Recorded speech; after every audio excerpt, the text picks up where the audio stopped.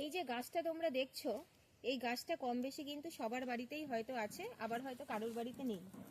তো এই গাছটা বাড়িতে যদি থাকে তার কি সাংঘাতিক গুণ আছে সেটা তোমরা জানলেও আমি আরেকবার একটু বলার চেষ্টা করি। এই যে গাছটা এখন তো ছোট চারা গাছ অবস্থায় আছে, যখন এটা আকারে অনেকটা বড় হবে, বড় বৃক্ষে পরিণত হবে, বড় গাছে পরিণত হবে, তখন এই গাছটা জানো তোমরা প্রতিদিন হিসাবে কতটা অক্সিজেন ও সরবরাহ করে?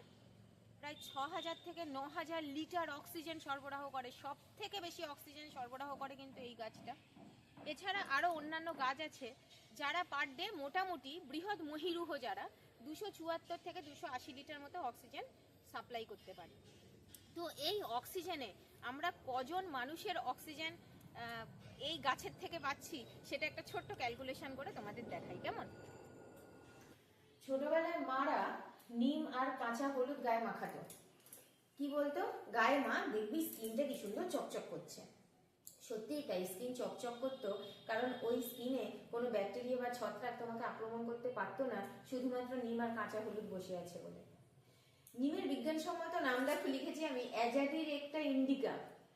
সত্যি আমরা ভারতবাসী হিসাবে কিন্তু আরো একবার গর্বিত যে এই নিম গাছের অরিজিন মনে করা হয় ভারতীয় উপমহাদেশে প্রথম হয়েছিল, তারপর ধীরে ধীরে সেটা পৃথিবীর অন্যান্য জায়গায় ছড়িয়ে পড়েছে।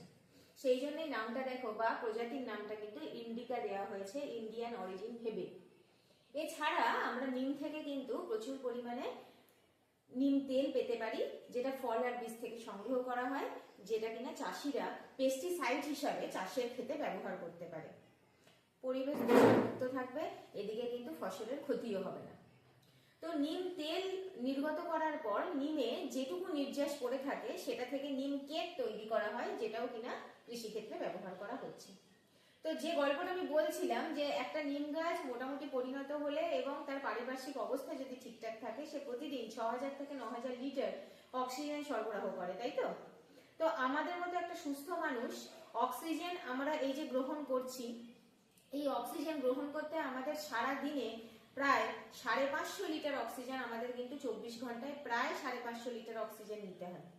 তো একটা নিম গাছ একটা প্রায় 4টে সুস্থ মানুষকে অক্সিজেন সরবরাহ করে প্রতিদিন।